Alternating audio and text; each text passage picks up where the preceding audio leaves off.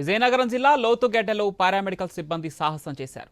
గిరిజనులకు వైద్యం అందించేందుకు ప్రాణాలకు తెగించి థర్మాకోల్ షీట్లపై కూర్చొని నదిని దాటి గిరిజనులకు చికిత్సనందించారు. పారామెడికల్ సిబ్బంది సాహసాన్ని గిరిజన ప్రజలు కొనియాడారు.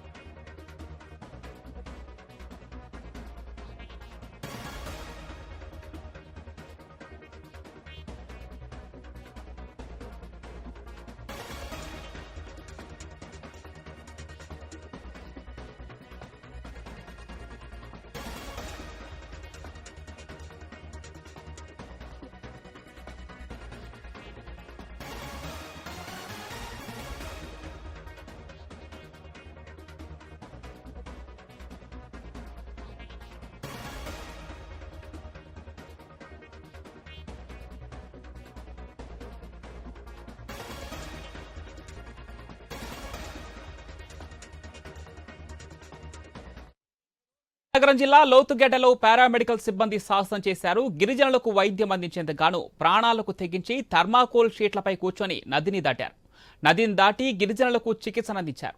పారామెడికల్ సిబ్బంది సాహసాన్ని గిరిజన ప్రజలను కొనియాడారు. దీనికి సంబంధించి మరిన్ని డీటెయిల్స్ మా విశాఖ ప్రతినిధి రాజు ఫోన్ లైన్ అందిస్తారు. రాజు, పారామెడికల్ బృందం చేసినటువంటి ఈ సాహసాన్ని గిరిజన ప్రజలతో పాటు అందరూ ప్రశంసిస్తున్నారు. దీనికి సంబంధించి పూర్తి డీటెయిల్స్ ఏంటి రాజు?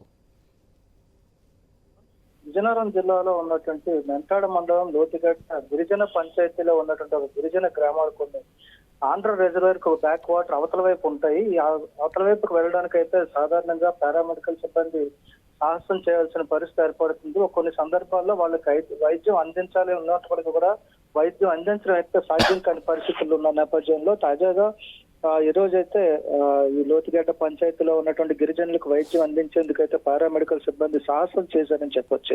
తమ ప్రాణాలకు తెగించి కూడా ఒక థర్మాకోల్ షీట్ తో ఏదైతే ఆంధ్ర రిజర్వేర్ బ్యాక్ వాటర్ ఉందో ఆ బ్యాక్ వాటర్ లో నదిని దాటి అక్కడ ఉన్నటువంటి గిరిజనులు గ్రామాలకు చేరుకొని అక్కడ వాళ్ళందరికీ వైద్యం అందించి తిరిగి రావడం అయితే ఇప్పుడు ఒక ప్రశంసనీయ అంశంగా మారింది. జిల్లా వ్యాప్తంగా కూడా ఇది సంచలనంగా మారిందని చెప్పుకోవచ్చు.